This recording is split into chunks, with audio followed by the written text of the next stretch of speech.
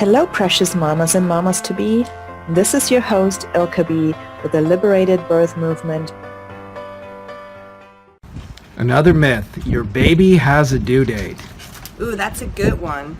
That probably means that your doctors, your friends and family are going to scare you into, why is your baby not coming yet? And they're going to bug you, and that's really annoying. On top of that, they're going to scare you, and they're going to tell you that your baby might be stillborn, or it might be too big for you to push out, or your placenta might be calcify and not be good for your baby anymore. All these fears are being connected to your baby has to have a due date.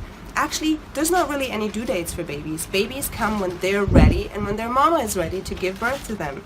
So what is the problem with that? Well, the problem is that if we believe that our baby has to come on a due date and it can't take longer than 40 weeks, again, this timeline that we're putting on birth, then we might make this decision to induce birth.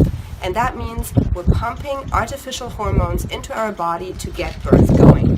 And that then can from there lead to very painful and very long labors because your body's just not ripe, your cervix is not ripe, you're not ready to give birth yet, and your baby is not ready to come yet. And that makes shit really long and painful. And it also means like there can be a cascade of interventions. It can mean that you need an epidural because it's just too painful.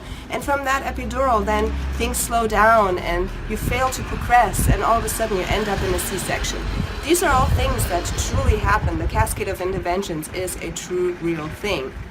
So how can we do this better? Well, we can do this better in just letting our babies decide when they want to be born. Because babies are like apples, right? Apples don't fall from the tree all at the same time. Every mama's different, every baby is different, and every gestation time is a little different. So there's maybe a reason why a baby wants to stay in a little longer. There's a reason why a baby wants to come out a little sooner.